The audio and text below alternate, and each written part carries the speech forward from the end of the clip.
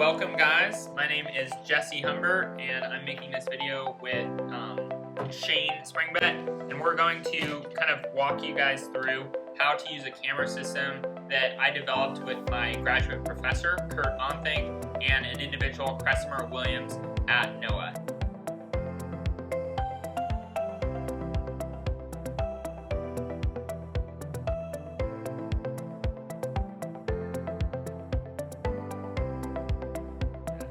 So here in front of me is the actual camera system. So it's composed of 3 battery packs. So there's 1, 2, and 3. And then this is the computer component of it. So up on top here, we have a custom PCB. And this basically just runs a strobe system. And then down below, we have a Raspberry Pi 3B Plus, and that runs a camera system.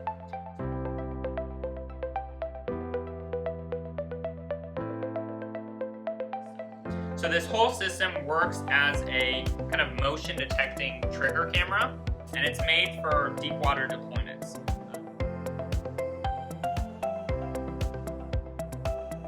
When you're trying to load on all these battery packs and then using these nuts to secure everything, I took a Dremel and I put a fuzzy head on it, like a polishing head, and then I would just use that Dremel tip.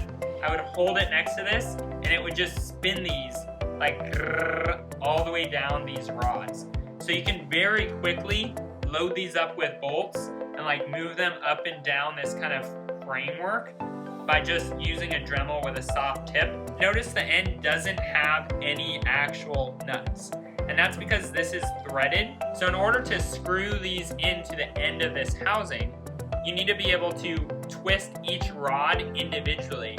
I take the very back of the complete setup and I loosen all of these bolts, and then very gently I take a power drill and I actually clamp the end of the drill onto one of these bolts and I spin it really slowly, and that whole rod will spin in all these housings and it'll thread it into this end component and it'll suck everything together.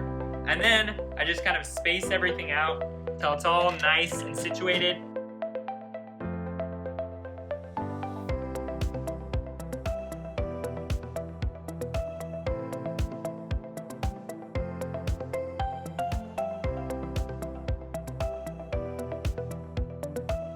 This housing is made out of Schedule 80 PVC, and we use union joints right here, here, and here. And the union joints basically press a lens. So in this sense, we use glass or plexiglass depending on the lens port. And we can take these plates out. Once this is screwed down, this union joint, it actually presses this glass plate against an O-ring. Might be a little difficult to see, but it sits right here. And that O-ring is what makes this watertight. So this port right here is the one that utilizes the camera, and this port here is the one that utilizes UV.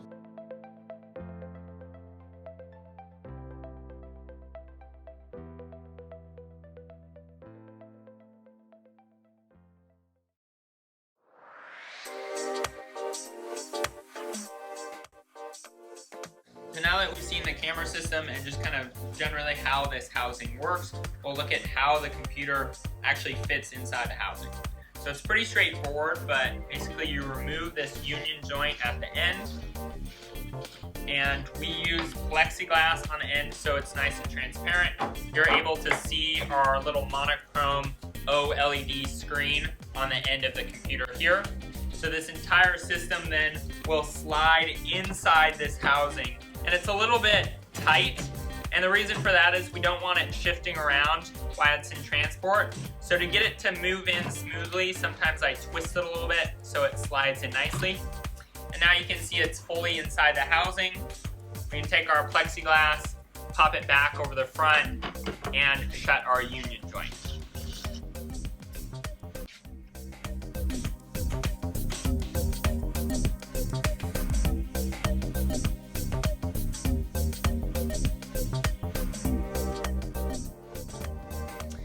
Each of these inter areas between batteries has been taped, and I'll open one up here. Actually, I'll open this one up to show you just kind of what that looks like and and why I'm taping it.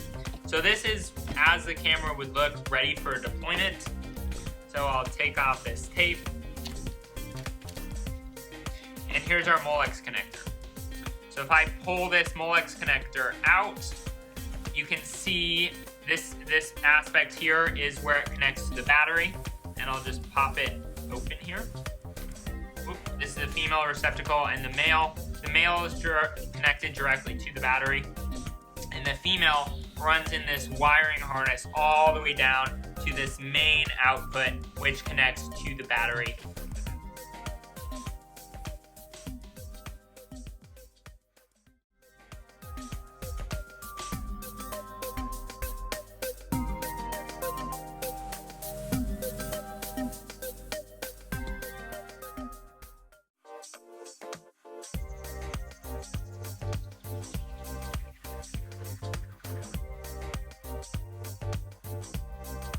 There's two other components that get wired into this. So every time you unload and load the camera system, if you look at how this is mounted in here like that, the actual ribbon cable from the camera travels up, down, and then into this ribbon cable mount for the Raspberry Pi.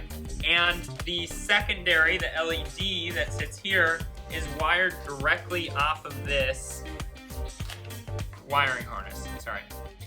So the wires are tucked down inside there and they come out, they extend down, and then they connect to this LED. And that's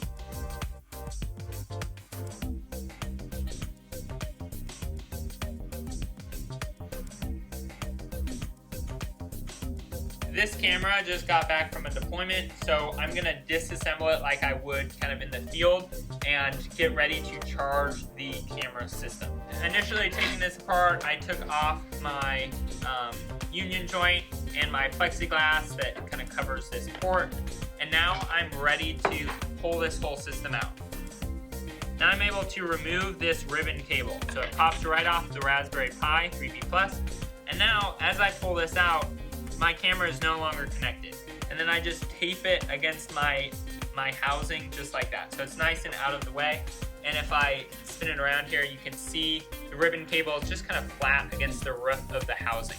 I want to make sure that it's kind of at an angle, so neither one of these bolts, kind of the high parts of the camera component, neither one of these will scrape against that ribbon cable. When I designed these systems, we left a hole right here basically, so you can take a screwdriver and you can loosen it. So this is Kresimmer's design. There's a really cool little wedge kind of in the bottom of this, and as the wedge gets pulled up, it contacts this bolt and it pulls that up, kind of the whole carriage rises up into this kind of space.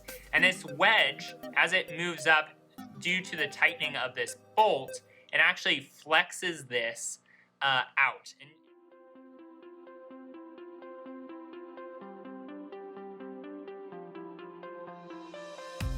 So this fits perfectly inside a 3-inch pipe.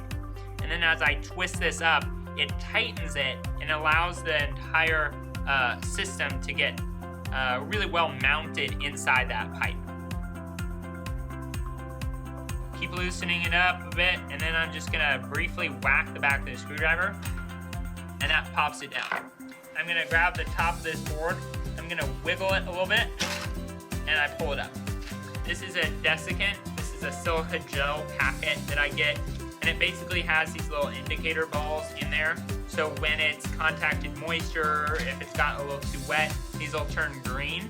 And this not only tells me that I might have a little bit of leak, but it keeps everything nice and dry. Here's my LED system, and then you can see it's wired down into here. Okay, it's a little difficult to do, so I'm actually gonna slide the camera back in, and that allows me to get even more wire, so I can pull it out and easily pop this off. So I use these, I grab this head, and then I try and jam it kind of down in that pocket I've already formed.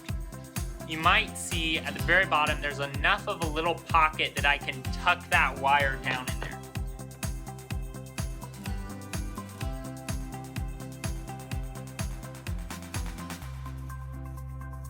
So the first thing I do is I take a napkin and I clean off the O-ring just so I don't get any residue on myself. In order to remove this camera system, I have the ribbon cable over here.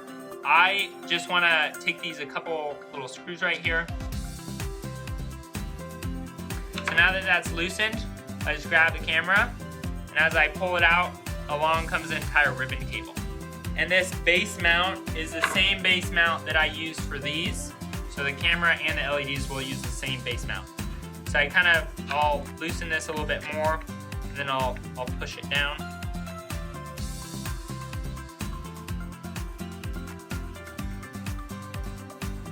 So when this is mounted and ready for deployment, it's very, very difficult to actually screw these in and bolt them while it's like in a pipe. So I get this all ready, and I mount this inside the camera tube. I use these small screws to actually just screw this in place. So I have these smart chargers. One will charge each battery, and there's 2 battery packs. So you wire one on top, positive, negative. You'll take this male receptacle, the male Molex, you just kind of pop it up like this, and you'll just connect the other Molex side. From time to time, these wires will actually pop out, like right here, out the back of this Molex connector. So to keep those all in there, I get a small flathead screwdriver, and I push in the backs of the wires to make sure that it's actually connected with each battery pack. So now I just go up the row, and I would unwrap this one, and I'd unwrap this one, and I would charge each of these systems with another smart charger setup. So one here and one at the very end. All these get plugged in, they get left overnight, and then it should be fully charged. I think within about 10 hours is what I was running on. This light will turn green when it's fully charged, and it'll be red while it's charging. And these all run on a low cycle, so 0.9 amps instead of 1.8 amps. So both of those should be set on that. So I've cleaned these off using Kim wipes. So here's my little O-ring here. I've gone around and I've cleaned it. If I come in here and I just gently go around without damaging it, I can pop my O-ring out, and I can take this, these little Kim wipes, and I can just kind of clean this off. Now I can take more of this Dow Corning vacuum grease, and I can smear it on here. So I'll just kind of set this on a little tissue here to keep it nice and clean.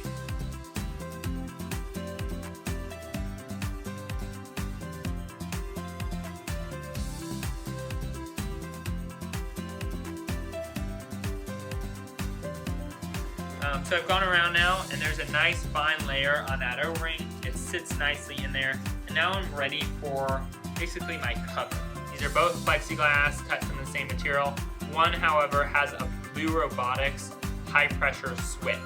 So I can twist this open, and I can take it down to depth, and then when I'm ready, I can twist this shut, and it enables the system to start. So there's actually a very small little switch. You'll see right there, there's 2 little holes in a female connector that enables these pins from either this or from a Blue Robotics switch to go into that 2-pin connector. And that basically, when this shuts, it connects the circuit.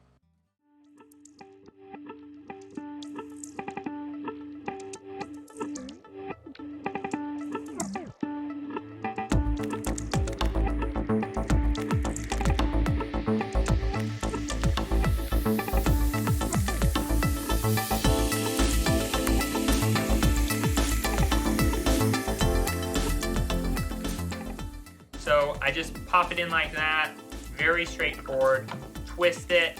Once it gets to about here, I take the actual plexiglass and I just push it up against the O-ring. But now I can twist this nice and tight. And then you should be able to see that O-ring sits really nicely on the plexiglass.